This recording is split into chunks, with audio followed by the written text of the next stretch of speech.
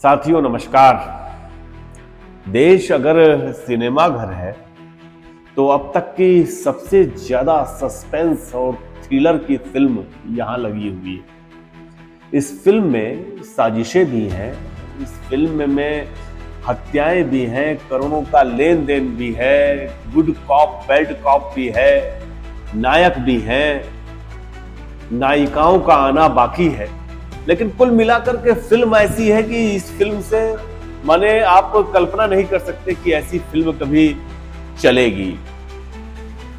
इस पूरी फिल्म का सबसे दुखद पहलू यह है कि जो हमारी देश की महत्वपूर्ण सिक्योरिटी एजेंसीज हैं, जिनके काम काज के बारे में हम सबकी बात छोड़िए, हम लोग तो आम लोग हैं, जिसकी कामकाज की शैली, जिसके कामकाज के तरीके पर अब तक सिर्फ कयास लगाए जा सकते थे, जो कुछ था पर्दे के पीछे था।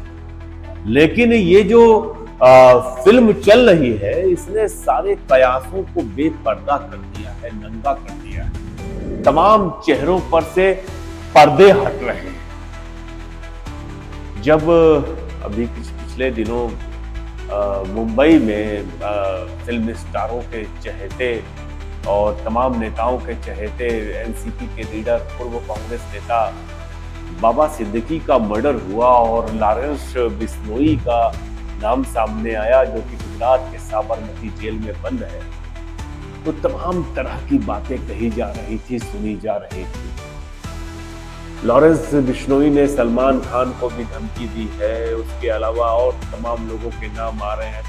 लेकिन जो ये कहानी है पूरी की पूरी इस फिल्म की, उसकी शुरुआत और अंत में जब हम एक सिरे को दूसरे सिरे से जोड़ते हैं तो जो कुछ सामने आता है वो चौंकाता है, वो डराता है, वह खतरनाक है, बेहद खतरनाक, जिसको सुन करके आपके रोंगटे खड़े हो जाएंगे। ऐसी कहानी है ये। दरअसल हुआ ये, हम आपको शुरुआत से अंत की ओर ले जाते हैं। मई 2023 में आप सबने नाम सुना होगा गुरु पतवंत सिंह पन्नू का। ये एक पृथकतावादी है, खालिस्तान का समर्थक है। कनाडा में और अमेरिका में इसकी दोहरी नागरिकता है और ये एक वकील की तरह भी काम करता है, लेकिन लगातार हिंदुस्तान के खिलाफ चारू बनता है। गुरु पतवंत सिंह पन्नू, जो हमारी सिक्योरिटी एजेंसी है, research and analysis wing, raw, निसंदेह उसकी जिम्मेदारी है और यह काम होना भी चाहिए कि जो भी विदेशी धरती पर भारत के दुश्मन है उनको निस्तानाबूद करे। तो रॉ ने ये प्लानिंग करी। हमारे देश के जो राष्ट्रीय सुरक्षा सलाहकार हैं अजीत डोभाल, निसंदेह उनके दिशा निर्देशन में ही सारे काम होते हैं। तो मई 2023 में सीआरपीएफ के पूर्व कमांडेंट और अब रॉ के साथ काम कर रहे विकास यादव नाम के शख्स ने निखिल गुप्ता नाम के एक व्यक्ति से संपर्क साधा। ये निखिल गुप्ता नाम का व्यक्ति जो था, ये साधारण व्यक्ति नहीं था। ये मादक पदार्थों का, ड्रग्स का और असलहों का बड़ा व्यवसाय करता था, बड़ा बिजनेस करता था। और निश्चित तौर पर ये इलीगल बिजनेस था। गुजरात में इसके खिलाफ, इसकी जो ड्रग और वेपन की ट्रैफिकिंग थी, उसको लेकर के इसके खिलाफ मुकदमा दर्ज था। गुजरात पुलिस में डीसीपी लेवल का एक अधिकारी इसकी जांच कर रहा है। किसकी? निखिल गुप्ता की। विकास यादव ने निखिल गुप्ता से कांटेक्ट किया और कहा कि ऐसा है निखिल गुप्ता, मैं तुम्हारे खिलाफ सारे के सारे मामले खत्म करवा दूंगा और तुमको करना यह है कि गुरु पतवंत सिंह पन्नू को ठिकाने लगाना है। यह टास्क उसको दिया। इधर निखिल गुप्ता को टास्क दिया, जो कि चेक रिपब्लिक में अक्सर आया जाया करता था, अमेरिका में भी रहता था, चेक दुनिया के तमाम मुल्कों में घुमा करता था, खास तौर से उन मुल्कों में जहां पे बड़े पैमाने पर हथियारों का निर्माण, उत्पादन और हथियारों की तस्करी के रास्ते खुले होते हैं। निखिल गुप्ता ने क्या किया फिर? निखिल गुप्ता ने इसके लिए एक अधिकारी से, एक अमेरिकन ऑफिसर से कांटेक्ट किया। निखिल गुप्ता को यह नहीं पता था कि जिससे वह बात कर रहा है वह कॉन्फिडेंशियल सोर्स जो है, जिसको अमेरिकन जस्टिस डिपार्टमेंट CS के नाम से बुलाता है, वो अमेरिका में काम करने वाली एक एजेंसी का ही बंदा है। निखिल गुप्ता ने CS से संपर्क किया और कहा कि मुझे कोई व्यक्ति बताओ जिससे हम गुरु पतवंत सिंह पन्नू को ठिकाने लगा सकें। CS ने अपना काम किया, इनको एक अंडर कवर एजेंट को बतौर हिटमैन निखिल गुप्ता के सामने प्रस्तुत कर दिया। कहा कि ये व्यक्ति है जो गुरु पतवंत सिंह पन्नू को ठिकाने लगाएगा। इनको पता नहीं था जिस हिटमैन को ये अपने हाथ किराए पर हत्या करने के लिए नियुक्त कर रहे थे, वो अमेरिकी जस्टिस डिपार्टमेंट का एक अंडर कवर एजेंट। खैर, $1 लाख यानी लगभग 83 लाख रुपए में सौदा तय हो गया। मई महीना चल रहा है। विकास यादव लगातार निखिल गुप्ता और उस अंडर कवर एजेंट के संपर्क में था। लगातार मैसेजेस भेजे जा रहे थे और यह तय किया जा रहा था कि जल्दी से जल्दी यह काम करना है। इसी बीच कनाडा में निज्जर की गोली मार करके हत्या कर दी। अमेरिकन जस्टिस डिपार्टमेंट को, जिसने न्यूयॉर्क के डिस्ट्रिक्ट कोर्ट में निखिल गुप्ता और अन्य के खिलाफ वाद दाखिल किया, जिसके बाद अमेरिकन डिस्ट्रिक्ट कोर्ट ने भारतीय राष्ट्रीय सुरक्षा सलाहकार अजीत डोभाल के खिलाफ सम्मन जारी किया, उसने पूरी तरह से घेराबंदी कर दी। मतलब एक तरफ विकास यादव निखिल गुप्ता के साथ मिलकर के जो कुछ भी कह रहे थे, बोल रहे थे, वो सारी सूचना अमेरिकन जस्टिस डिपार्टमेंट के पास पहुंच रही थी। कहानी यहीं खत्म नहीं होती। चौंकाने वाली बात यह है, लगभग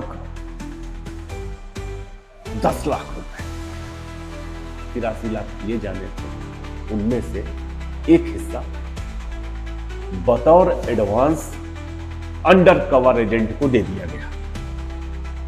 और गजब की बात यह कि उसने छुपे हुए कैमरे से तस्वीर भी ले ली। ये तस्वीर हम आपको स्क्रीन पे दिखा रहे हैं। बादल चमक रहे हैं इस कहानी की सच्चाई के गहरे होने का सबूत। तो हुआ ये कि जो पैसे का लेन देन किया गया वो बाकायदे अमेरिकन जो जासूस है उन्होंने उसकी स्टील को छोड़ा। उसके बाद विकास यादव ने निखिल गुप्ता को संदेश बार बार भेज रहे थे जून के महीने में, वो जल्दी करो, जल्दी ये असेसिनेशन करना है। निज्जर की हत्या हुई, उसका भेजा कि देखिए ये मर्डर हो गया, जून महीने का मामला है और ये क्लिप है, ऐसे ही हमको और टारगेट हमारे पास है, आप एक टारगेट पूरा करोगे और टारगेट देंगे। लेकिन अंततः उन्होंने यहां तक भी कहा, ये बाकायदे मैसेज भेजा जो कि अमेरिकन जस्टिस डिपार्टमेंट ने जिसको खुल करके पब्लिक प्लेटफॉर्म पे रख दिया है पूरी बातें, उसमें साफ साफ विकास यादव ने निखिल गुप्ता को कहा कि चूंकि प्रधानमंत्री का दौरा भी होना है जून माह में, 18 जून को पीएम गए भी थे अमेरिका, इसलिए उनके दौरे के आसपास के 10 दिनों तक कुछ मत करना, क्योंकि इससे डिप्लोमेटिक रिलेशन खराब हो सकते हैं। उसने निखिल गुप्ता को विकास यादव ने बार बार अपना परिचय दिया कि मैं कैबिनेट सेक्रेटरीट से जुड़ा हूं जो पीएमओ के अधीन आता है। उसने बार बार कहा कि यह काम हो जाएगा, तुम्हें एक बड़े अधिकारी से मिलाऊंगा। किससे मिलाने की बात विकास यादव कर रहा था, ये कोई नहीं जानता। तो अब तक जो कहानी आपने सुनी, उस कहानी में का एक छोटा सा संक्षेप बताता हूं, फिर आगे बढ़ूंगा। तो कहानी यह थी कि गुरु पतवंत सिंह पन्नू खालिस्तान समर्थक आतंकी, जो कि कनाडा और अमेरिका की दोहरी नागरिकता रखता था, उसको असैसिनेट करने की प्लानिंग बनी। उसके असैसिनेशन के लिए बाकायदे निखिल गुप्ता नाम के शख्स को, जो कि खुद एक कुख्यात अपराधी था, हथियारों का तस्कर था, उसको इंडियन सिक्योरिटी एजेंसी ने उसको किराए पर अपने यहां लिया। विकास यादव नाम के एक अधिकारी ने, जो कि लगातार इस पूरे मामले को हैंडल कर रहा था, उसने निखिल गुप्ता से संपर्क साधा। निखिल गुप्ता ने एक अमेरिकन व्यक्ति से संपर्क साधा जिसके बारे में उसे पता नहीं था कि ये छुपा हुआ जासूस है, और उसने एक अंडर कवर एजेंट को एक हिटमैन के तौर पे दिया, जो कि अमेरिकन जस्टिस डिपार्टमेंट का था। तो कुल मिलाकर के ये पूरी कहानी ये थी अब तक की कि विकास यादव और निखिल गुप्ता एक व्यक्ति के साथ मिलकर के असैसिनेट करना चाहते थे गुरु पतवंत सिंह पन्नू को।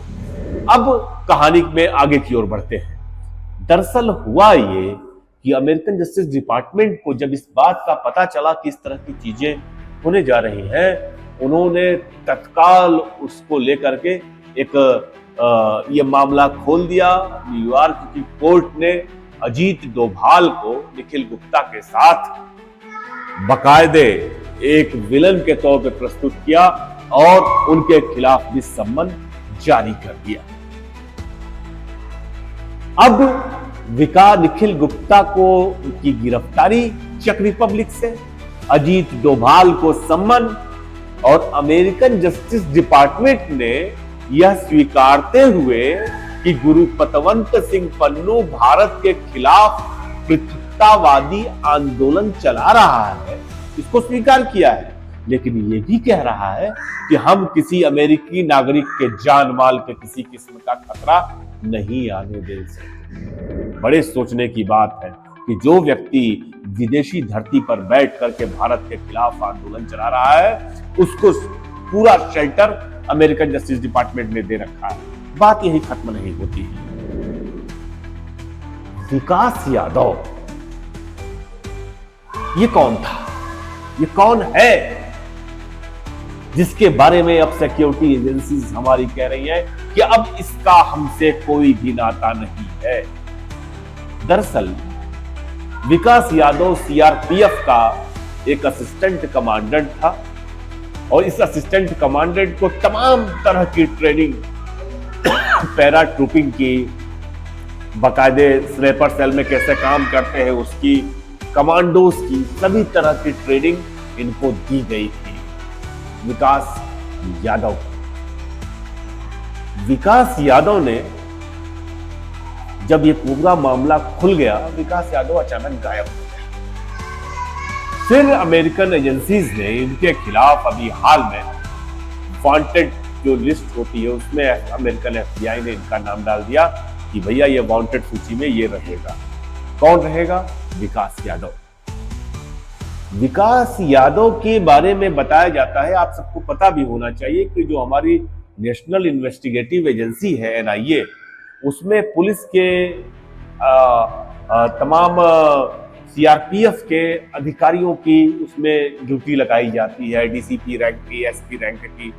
तो कहा जाता है कि विकास यादव एनआईए के अधीन काम कर रहा था, कभी कभी कहा जाता है कि रॉ के अधीन काम कर रहा था। हमारे पास अभी एक खबर ये आई है कि विकास यादव ने कैट में जो है अपने रेगुलर होने के और प्रोबेशन पीरियड के खत्म होने को लेकर के भी एक दरखास्त नवंबर के महीने में दी थी। विकास यादव के कई चेहरे हैं। दिल्ली के मोती नगर में एक कॉफी हाउस है जिसे राजकुमार वालिया नाम का एक शख्स चलाता है। विकास यादव ने अक्टूबर में किया क्या कि पहले राजकुमार वालिया से संपर्क साधा, उसके बाद राजकुमार वालिया को अपने पास बुलाया और अपने दोस्त अब्दुल्ला के साथ मिलकर के एक गाड़ी में ढकेल दिया वालिया को। उसका सामान वामान लूट लिया, पैसा लूट लिया, सोने का चैन लूट लिया, 50,000 रुपए रखा हुआ था उसके अंदर कॉफी हाउस के अंदर, वो भी ले लिया और वो अपने आप को लॉरेंस बिश्नोई का सहयोगी बता रहा। बात यही अटकती है। दिल्ली पुलिस ने एफआईआर भी किया, यह तिहाड़ जेल भी रहा, मार्च महीने में छोड़ भी दिया गया। लेकिन इसने जो राजकुमार वालिया से वसूली की, ये लॉरेंस बिश्नोई के नाम पर। अब बात जो है यहां पर उलझती है। बात ये उलझती है कि विकास यादव लॉरेंस बिश्नोई को कैसे जानता, और अगर वो लॉरेंस बिश्नोई के नाम पे वसूली कर रहा था तो क्या निखिल गुप्ता को जो उसने आदेश अमेरिका में दिया था, क्या वहां पर भी उसने लॉरेंस बिश्नोई का नाम कभी लिया था? यह नहीं भूलना चाहिए कि लॉरेंस बिश्नोई का भाई अनुपम बिश्नोई, रोहित गुदारा, उसके तमाम सहयोगी अमेरिका से रह करके ही, अमेरिका में रह के, न्यूयॉर्क में रह करके ही तमाम ऑपरेशन को अंजाम दे रहे हैं। क्या विकास यादव लॉरेंस बिश्नोई के संपर्क में था? क्या यह ऑपरेशन जो फेल हुआ, जो हमारे राष्ट्रीय सुरक्षा सलाहकार के खिलाफ सम्मन जारी हुआ, उसके पीछे की वजह विकास यादव और लॉरेंस बिश्नोई जैसे गुंडे का संपर्क था? इतना सीक्रेट ऑपरेशन लीक कैसे हुआ, ये एक बड़ा सवाल है। जिस तरह से हिंदुस्तान में की सिक्योरिटी एजेंसीज की जग हंसाई हो रही है, इसके पीछे जिम्मेदार कौन है, ये बड़ा सवाल है।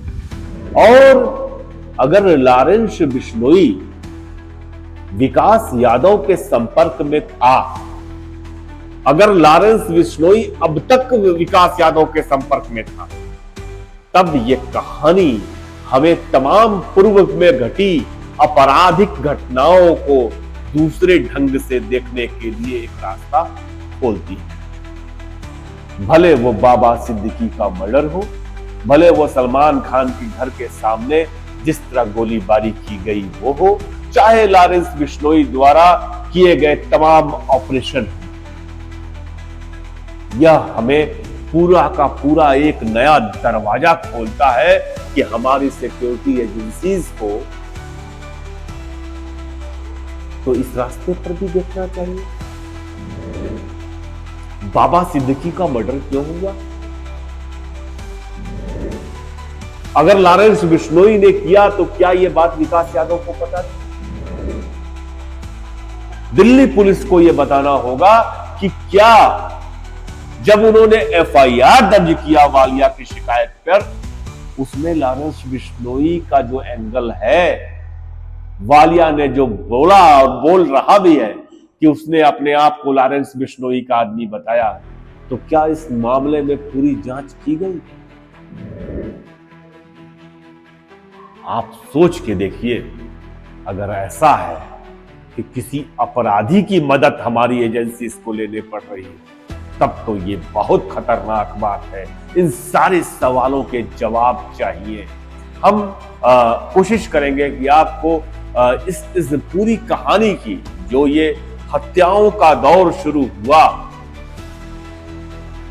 जिस तरह से हमारे ऑपरेशन फेल हुए, उस सब पर जो कहानियों के अन्य सिरे हैं वो भी आप तक लाएं। हम आप तक कोशिश करेंगे कि जिस तरह से विकास यादव और निखिल गुप्ता के बीच जो बातचीत हुई वह भी आपके सामने लाए। मिलते रहेंगे फिर। नमस्कार।